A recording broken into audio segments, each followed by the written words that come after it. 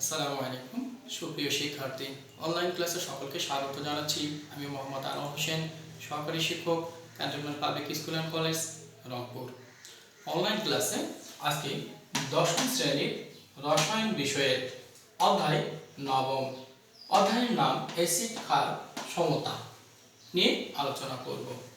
সুপ্রিয় শিক্ষার্থী, অ্যাসিড ক্ষার সম্পর্কে তোমরা এর আগের ক্লাসে ধারণা পেয়েছো। আজকে অ্যাসিড ক্ষার সমতা অধ্যায়ে লবণ বিষয়ে আমরা ধারণা প্রদান করব। লবণ কাকে বলে? লবণ হলো অ্যাসিড ও ক্ষারের বিক্রিয়ার ফলে যে নিরপেক্ষ জাতীয় যৌগ তৈরি হয় তাকে লবণ বলে। একটু লক্ষণীয়, সোডিয়াম হাইড্রোক্সাইড একটি শক্তিশালী ক্ষার, HCl একটি শক্তিশালী অ্যাসিড। তাহলে অ্যাসিড ও ক্ষার পরস্পরের সাথে বিক্রিয়া করালে সোডিয়াম ক্লোরাইড এবং পানি তৈরি হয়। তাহলে এই যে সোডিয়াম ক্লোরাইড এটি এক প্রকার লবণ। ঠিক আছে? আচ্ছা, লবণ কত প্রকার? লবণ সাধারণত তিন প্রকার: অম্লীয় লবণ, ক্ষারীয় লবণ, নিরপেক্ষ লবণ। অম্লীয় লবণ কাকে বলে? তাহলে যে লবণে শক্তিশালী অ্যাসিড ও দুর্বল ক্ষারের বিক্রিয়ায় তৈরি হয় তাকে কি বলে? অম্লীয় লবণ বলে। আমি এখানে উদাহরণ হিসেবে দুইটি অম্লীয় লবণকে দেখাইছি। এক নম্বরটা হলো অ্যামোনিয়াম সালফেট, পরেরটা হলো ফেরিক ক্লোরাইড। সুপ্রিয় শিক্ষার্থী, অ্যামোনিয়াম সালফেট কিভাবে তৈরি হয় কারোর কোনো ধারণা আছে? আচ্ছা, ঠিক আছে। আমরা অ্যামোনিয়াম সালফেট আমরা দেখাবো শক্তিশালী অ্যাসিড অর্থাৎ সালফিউরিক অ্যাসিডের সাথে দুর্বল ক্ষার অ্যামোনিয়াম হাইড্রোক্সাইডে বিক্রিয়া করালে অ্যামোনিয়াম সালফেট তৈরি হয়, যা এক প্রকার অম্লীয় লবণ। অপরপক্ষে ফেরিক ক্লোরাইড অম্লীয় লবণ। ফেরিক ক্লোরাইড অম্লীয় লবণ কিভাবে তৈরি হয়? তাহলে ফেরিক হাইড্রোক্সাইডের সাথে গাঢ় হাইড্রোক্লোরিক অ্যাসিডে বিক্রিয়া করালে ফেরিক ক্লোরাইড তৈরি হয়, যা এক প্রকার অম্লীয় লবণ। ক্ষারীয় লবণ কাকে বলে? তাহলে যে লবণই শক্তিশালী ক্ষার ও দুর্বল অ্যাসিডের বিক্রিয়ার ফলে তৈরি হয় তাকে ক্ষারীয় লবণ বলে। সোডিয়াম কার্বনেট এবং সোডিয়াম অ্যাসিটেট এক প্রকার ক্ষারীয় লবণ। সোডিয়াম কার্বনেট ক্ষারীয় লবণটা কিভাবে তৈরি হয়? সাধারণত শক্তিশালী ক্ষার সোডিয়াম হাইড্রোক্সাইডের সাথে দুর্বল অ্যাসিড কার্বনিক অ্যাসিড এর বিক্রিয়া করার ফলে সোডিয়াম কার্বনেট তৈরি হয়। একইভাবে অ্যাসিটিক অ্যাসিড এর সাথে এটা কিভাবে তৈরি হয়? শক্তিশালী ক্ষার সোডিয়াম হাইড্রোক্সাইডের সাথে ইথানোয়িক অ্যাসিড এর বিক্রিয়া করালে সোডিয়াম অ্যাসিটেট তৈরি হয়, যা এক প্রকার ক্ষারীয় লবণ। নিরপেক্ষ লবণ। নিরপেক্ষ লবণ কাকে বলে? তাহলে যে লবণে শক্তিশালী অ্যাসিড ও শক্তিশালী ক্ষারের বিক্রিয়ায় তৈরি হয় তাকে নিরপেক্ষ লবণ বলে। আমরা উদাহরণ হিসাবে দুইটাকে দেখাচ্ছি। এক নাম্বারটা হলো সোডিয়াম সালফেট, পরেরটা হলো সোডিয়াম ক্লোরাইড। সোডিয়াম সালফেট এটা কিভাবে তৈরি হয়? সাধারণত শক্তিশালী অ্যাসিড সালফিউরিক অ্যাসিডের সাথে শক্তিশালী ক্ষার সোডিয়াম হাইড্রোক্সাইডে বিক্রিয়া করালে সোডিয়াম সালফেট তৈরি হয়। একইভাবে শক্তিশালী ক্ষার সোডিয়াম হাইড্রোক্সাইডের সাথে শক্তিশালী অ্যাসিড হাইড্রোক্লোরিক অ্যাসিডের বিক্রিয়া করালে সোডিয়াম ক্লোরাইড তৈরি হয়। এই সোডিয়াম সালফেট এবং সোডিয়াম ক্লোরাইড উভয়ই হলো নিরপেক্ষ জাতীয় লবণ। আচ্ছা, এর পরবর্তীতে আমরা যেটা নিয়ে ধারণা প্রদান করব সেটা হলো ধাতব আয়ন শনাক্তকরণ। তোমরা একটু লক্ষ্য রাখবে, এখানে একটা লবণ দেওয়া আছে। লবণটার নাম যেন কি? Sodium chloride. এই লবণের ধনাত্মক অংশটাকে বলা হয় ক্ষারীয় মূলক, ঋণাত্মক অংশটাকে বলা হয় অম্লীয় মূলক। তোমাদের পাঠ্য বইয়ে ক্ষারীয় মূলক নিয়ে আলোচনা করা হয়েছে। আমরা এখন দেখাবো ক্ষারীয় মূলক বা ধাতব আয়ন কিভাবে শনাক্তকরণ করা হয়। ঠিক আছে? আচ্ছা, প্রথমেই আমরা দেখাবো ধাতব আয়নের সাথে লঘু ক্ষার। ধাতব আয়ন অর্থাৎ ধাতুর আয়নের সাথে লঘু ক্ষারের বিক্রিয়া। এক্ষেত্রে যে সকল ধাতব আয়ন ব্যবহার করা হবে সে সকল ধাতব আয়নের ক্লোরাইড, সালফেট, কার্বনেট, নাইট্রেট লবণের সাথে লঘু ক্ষারের বিক্রিয়া করে কি তৈরি করা হয়? ধাতব হাইড্রোক্সাইড জাতীয় যৌগ তৈরি করা হয়। প্রথমে আমরা যেটা দেখাবো সেটা হবে ক্যালসিয়াম আয়ন। ক্যালসিয়াম আয়নের একটি লবণ হলো ক্যালসিয়াম ক্লোরাইড। এই ক্যালসিয়াম ক্লোরাইড এর লবণে যদি লঘু সোডিয়াম হাইড্রোক্সাইড যোগ করা হয় তবে ক্যালসিয়াম হাইড্রক্সাইডে সাদা বর্ণের অদক্ষেপ তৈরি হবে। আর এই সাদা বর্ণের অদক্ষেপ দ্বারা আমরা সহজে ক্যালসিয়াম আয়নের শনাক্তকরণ করতে পারি। ঠিক আছে, পরবর্তীতে দেখো অ্যালুমিনিয়াম অর্থাৎ Al3+ আয়ন। এই অ্যালুমিনিয়াম আয়নের লবণ অ্যালুমিনিয়াম ক্লোরাইড, এর দ্রবণে যদি লঘু সোডিয়াম হাইড্রক্সাইড যোগ করি তাহলে অ্যালুমিনিয়াম হাইড্রক্সাইডের সাদা বর্ণের অদক্ষেপ তৈরি হবে। এই সাদা বর্ণের অদক্ষেপ দ্বারা সহজেই অ্যালুমিনিয়াম আয়নের শনাক্তকরণ করা যায়। আমরা পরবর্তীতে দেখাবো আয়রন। তোমরা হয়তোবা জানো আয়রনের দুইটা যোজনী, কত কত? 2 আর 3। 2 যোজনীকে কি বলা হবে? Ferrous ion. 3 যোজনীকে বলা হয় ফেরিক আয়ন। আমরা ফেরাস আয়ন নিয়ে আলোচনা করব। ফেরাস আয়নের শনাক্তকরণ কিভাবে করা হয়? ফেরাস আয়নের একটি লবণ ফেরাস ক্লোরাইড, এর দ্রবণে যদি জলীয় বা লঘু সোডিয়াম হাইড্রক্সাইড যোগ করি তবে ফেরাস হাইড্রক্সাইডের সবুজ বর্ণের অদক্ষেপ তৈরি হয়। এই সবুজ বর্ণের অদক্ষেপ দ্বারা ফেরাস আয়নের শনাক্তকরণ সহজেই করা যেতে পারে। পরবর্তীতে আমরা দেখাবো ফেরিক আয়নের শনাক্তকরণ। ফেরিক আয়নের লবণ অর্থাৎ ফেরিক ক্লোরাইড, এর দ্রবণে যদি লঘু সোডিয়াম হাইড্রক্সাইড যোগ করা হয় তবে ফেরিক হাইড্রক্সাইডের লালচে বাদামি বর্ণের অদক্ষেপ তৈরি হবে। এই লালচে বাদামি বর্ণের অদক্ষেপ দ্বারা আমরা সহজে Fe3+ অর্থাৎ ফেরিক আয়নের শনাক্তকরণ করতে পারি। আচ্ছা, পরবর্তীতে লক্ষ্য করবে কপার। কপারের ঠিক একইভাবে 2 ধরনের যোজনী প্রদর্শন করে কপার, একটা হলো 1 আর একটা হলো 2। কপারের যোজনী যখন 1 তখন নাম হলো Q+, যোজনী যখন 2 নাম হলো কিউপ্রিক। এখানে আমরা যেটা দেখাবো সেটা হলো কিউপ্রিক আয়নের শনাক্তকরণ। কপার আয়ন অর্থাৎ কিউপ্রিক আয়নের লবণে কিউপ্রিক ক্লোরাইডের সাথে লঘু সোডিয়াম হাইড্রক্সাইডে বিক্রিয়া করালে কিউপ্রিক হাইড্রক্সাইডের হালকা নীল বর্ণের অদক্ষেপ তৈরি হয়। এই হালকা নীল বর্ণের অদক্ষেপ দ্বারা সহজে কপার 2+ আয়নের শনাক্তকরণ করা হয়ে থাকে। পরবর্তীতে যেটা দেখাবো সেটা হলো জিঙ্ক আয়ন।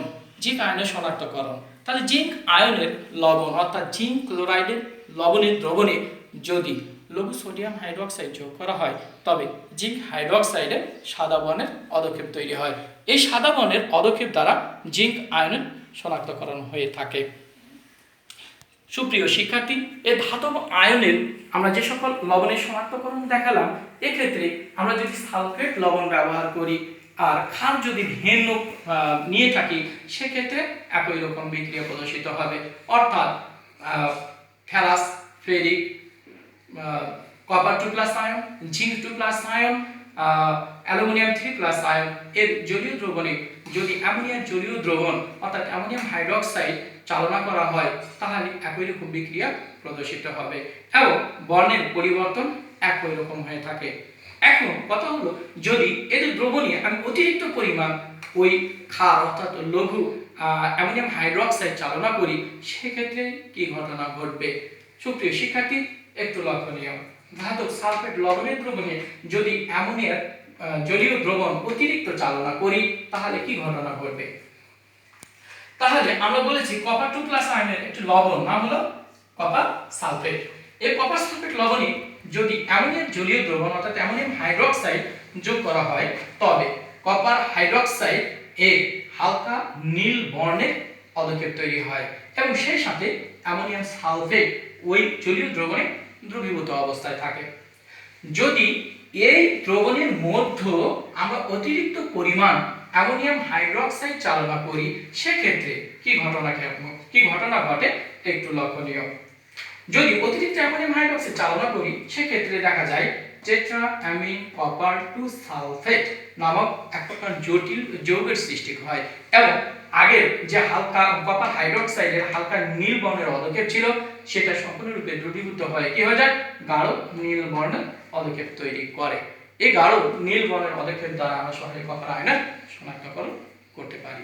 সুপ্রিয় শিক্ষার্থী, আমরা এবারে পরে যে টপিকটা দেখাবো সেটা হলো পিএইচ। পিএইচটা আসলে কি?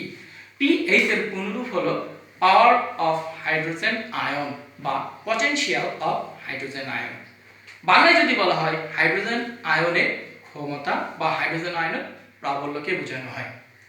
আচ্ছা, পিএইচটা কাকে বলে? সুপ্রিয় শিক্ষার্থী, এখানে H+ এটাকে কি বলা হবে? প্রোটন বা হাইড্রোজেন আয়ন। থার্ড ব্র্যাকেট দ্বারা আমরা বুঝাচ্ছি এখানে হাইড্রোজেন আয়নের ঘনমাত্রা, সামনে লগারিদম একটা চিহ্ন দেওয়া আছে, মাইনাস দেওয়া আছে।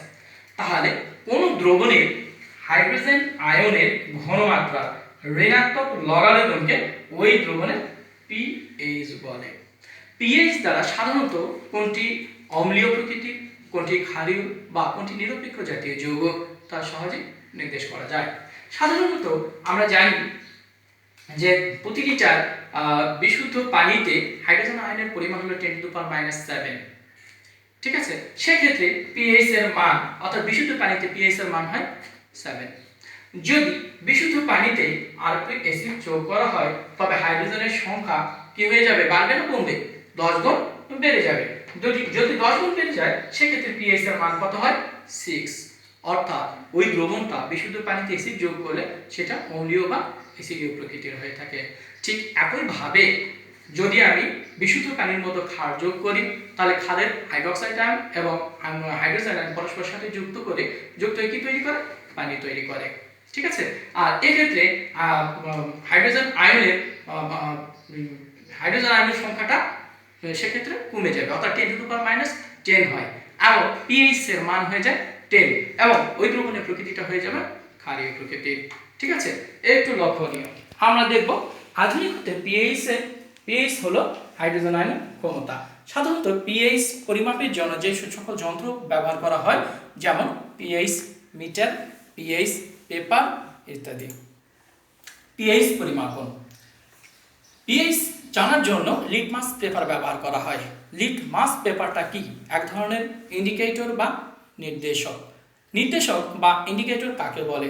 তাহলে যে সকল পদার্থ নিজেদের বর্ণ পরিবর্তনের মাধ্যমে কোনটি অ্যাসিড, ক্ষার বা নিরপেক্ষ জাতীয় যৌগ তা নির্দেশ করে তাদেরকে কি বলা হয়? ইন্ডিকেটর বা নির্দেশক। তা লিটমাস পেপার এক প্রকার নির্দেশক। একটু লক্ষণীয়, এখানে অ্যাসিড দ্রবণে যদি আমি লিটমাস পেপার অর্থাৎ নীল লিটমাস পেপার যোগ করি তাহলে অ্যাসিড দ্রবণে সেটা কেমন হয়ে যাবে? লাল। এবং ক্ষার দ্রবণে যদি আমি লাল লিটমাস পেপার যোগ করি সেটা হয়ে যাবে নীল।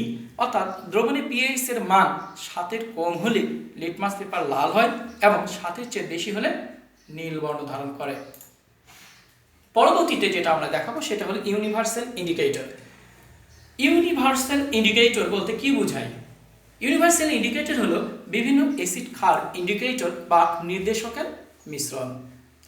এটা সাধারণত পিএইচ এর মান জানার জন্য এই ইউনিভার্সাল ইন্ডিকেটর ব্যবহার করা হয়, পিএইচ পেপার ব্যবহার করা হয় বা পিএইচ মিটার ব্যবহার করা হয়। সবাই একটু লক্ষ্য করি। PH scale and universal indicator. Stronger acid, stronger alkali. একটু লক্ষণীয়, স্ট্রং অ্যাসিড আমরা 1 থেকে 3 পর্যন্ত নির্দেশ করেছি, তার পরবর্তীতে উইক অ্যাসিড 4 থেকে 6 পর্যন্ত, আর 7টা হলো নিরপেক্ষ অর্থাৎ নিউট্রাল। পরবর্তীতে উইক অ্যালকালি ক্ষার হিসাবে 7.1 থেকে 11 পর্যন্ত দুর্বল ক্ষার হয়ে থাকে, 11 থেকে 14 পর্যন্ত স্ট্রং ক্ষার হয়ে থাকে। পিএইচ পেপার অর্থাৎ নির্দেশকের কালার চার্টের সাথে যদি আমরা মানগুলো মিলিয়ে এবং বর্ণের পরিবর্তন দেখি তাহলে সহজেই ওই দ্রবণের প্রকৃতি আমরা সহজেই নির্ণয় করতে পারবো। যেমন প্রথমটা লাল হলে পিএইচ এর মান হবে 0 থেকে 3, এক্ষেত্রে প্রকৃতিটা হবে তীব্র অ্যাসিড। হলুদ হলে পিএইচ এর মান হলো 3 থেকে 7, যার প্রকৃতি হবে দুর্বল অ্যাসিড। তারপরে একটু লক্ষণীয় সবুজ হলে পিএইচ এর মান হবে 7, দ্রবণের প্রকৃতি হবে নিরপেক্ষ প্রকৃতির। পরবর্তীটা হলো নীল হলে পিএইচ এর মান হয় 7 থেকে 11 এবং দ্রবণের প্রকৃতিটা হবে দুর্বল ক্ষার। পরবর্তীটা আছে বেগুনি প্রকৃতির, 11 থেকে 14 পর্যন্ত দ্রবণের প্রকৃতিটা হবে তীব্র ক্ষার। তাহলে অজানা কোনো দ্রবণে পিএইচ মান জানার জন্য পিএইচ পেপারটা ব্যবহার করা হয়ে থাকে। পিএইচ এর গুরুত্ব। পিএইচ এর দৈনন্দিন জীবনে গুরুত্ব অপরিসীম। যেমন কৃষিক্ষেত্রে সাধারণত কৃষিকাজের জন্য মাটির পিএইচ এর মান খুব গুরুত্বপূর্ণ। নির্দিষ্ট ফসলের জন্য মাটির নির্ধারিত পিএইচ এর মান জানা গুরুত্বপূর্ণ। সাধারণত মাটির পিএইচ এর মান 6 থেকে 8 হওয়াটা গুরুত্বপূর্ণ। সাধারণত দেখা যায় যে মাটিতে পিএইচ এর মান 3-এর চেয়ে কম এবং 10-এর চেয়ে যদি বেশি হয় সেক্ষেত্রে ওই মাটিটা অম্লীয় বা ক্ষারীয় প্রকৃতির হয়ে থাকে, সেক্ষেত্রে মাটি তার উর্বরতা শক্তি নষ্ট হয়ে যায়। এই উর্বরতা শক্তিটাকে ফিরিয়ে আনার জন্য যদি অম্লীয় প্রকৃতির হয় তাহলে ক্ষারীয় প্রকৃতির কোনো সার অথবা চুন যোগ করলে সেটা কি হয়ে যায়, নিউট্রালাইজড হয়, নিরপেক্ষ প্রকৃতির হয়ে থাকে। এবং যদি মাটি ক্ষারীয় প্রকৃতির হয় সেক্ষেত্রে অম্লীয় প্রকৃতির কোনো লবণ অর্থাৎ অ্যামোনিয়াম সালফেট যোগ করলে সেটা নিউট্রালাইজড হয়ে যায়, ফলে মাটি তার উর্বর শক্তি ফিরে পায়। স্বাস্থ্য রক্ষায় পিএইচ অত্যন্ত গুরুত্বপূর্ণ একটা ব্যাপার। যেমন রক্তের পিএইচ এর মান 7.35 থেকে 7.45 এবং প্রস্রাবের পিএইচ এর মান 6 থাকা প্রয়োজন। সৌন্দর্য রক্ষায় পিএইচ এর গুরুত্বপূর্ণ ভূমিকা আছে। দেহত্বকের জন্য পিএইচ এর আদর্শ মান হলো 5.5, পিএইচ এর মান 4 থেকে 6 এর মধ্যে হলে চুলের কিউটিকলগুলো মসৃণ হয়ে থাকে। ঠিক আছে সুপ্রিয় শিক্ষার্থী, আমরা এবার খর পানি সম্পর্কে এবং পানির ক্ষরতা সম্পর্কে ধারণা প্রদান করব। খর পানি কাকে বলে? খর পানি হলো যে সকল পানিতে ক্যালসিয়াম, ম্যাগনেসিয়াম ও আয়রন ধাতুর বাইকার্বনেট, ক্লোরাইড ও সালফেট লবণ উপস্থিত থাকে তাদেরকে বলা হবে খর পানি। আর এই খর পানিতে সাবান ভালোভাবে কাজ করতে পারে না, অর্থাৎ খর পানিতে সাবান প্রচুর ফেনা উৎপন্ন করতে পারে না। ঠিক আছে। আচ্ছা, তারপরে পানির ক্ষরতা। পানির যে ধর্মের জন্য পানিতে সাবান ভালোভাবে কাজ করে না, ময়লা কাপড়কে পরিষ্কার করতে পারে না, পানির সেই ধর্মটাকে বলা হবে পানির ক্ষরতা। পানির ক্ষরতা দুই ধরনের হয়ে থাকে, একটা হলো অস্থায়ী ক্ষরতা, 2 নম্বর স্থায়ী ক্ষরতা। অস্থায়ী ক্ষরতা কাকে বলে? যে পানিতে ক্যালসিয়াম, ম্যাগনেসিয়াম ও আয়রন ধাতুর বাইকার্বনেট লবণ উপস্থিত থাকে তাদেরকে অস্থায়ী ক্ষারযুক্ত পানি বলা হয়। অস্থায়ী ক্ষরতা সহজেই দূর করা যায়, কারণ অস্থায়ী ক্ষারযুক্ত পানিকে নিয়ে উত্তপ্ত করলে ওই ধাতব কার্বনেট লবণের অধক্ষেপ তৈরি হয়। ওই ধাতব কার্বনেট লবণটাকে ওই পানিটাকে ছেঁকে নিয়ে সহজে অস্থায়ী ক্ষরতা মুক্ত করা যায়।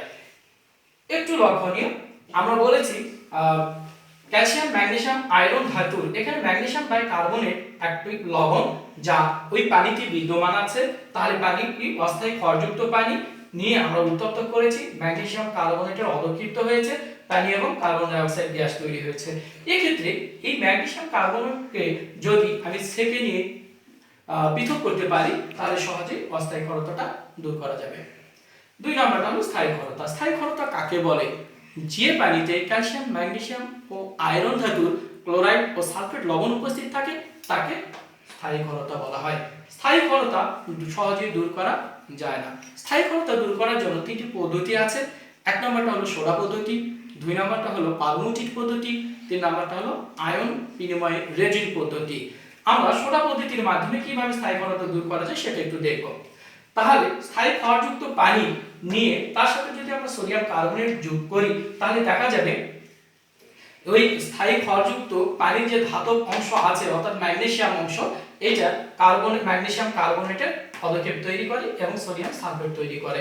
এই সোডিয়াম সালফেট জলীয় দ্রবণে দ্রবীভূত অবস্থায় থাকে। এই ম্যাগনেসিয়াম কার্বনেটকে আমি সহজেই ছেঁকে ক্ষরতা মুক্ত করতে পারি। সুপ্রিয় শিক্ষার্থী, আমরা পানির ক্ষরতা, স্থায়ী এবং অস্থায়ী ক্ষরতা কিভাবে দূর করা যায় তা সহজেই শিখলাম। এখন আমাদের কিছু বাড়ির কাজ দিব, যে কাজগুলো তোমরা স্কুল খোলার পর স্ব শিক্ষকের নিকট প্রদর্শন করবে এবং যদি এই তোমার লেকচারে যদি কোনো সমস্যা থাকে, কারো কোনো সমস্যা থাকে তাহলে স্ব শিক্ষকের নিকট যোগাযোগ করে সমাধান করে নেবে। ধন্যবাদ সকলকে।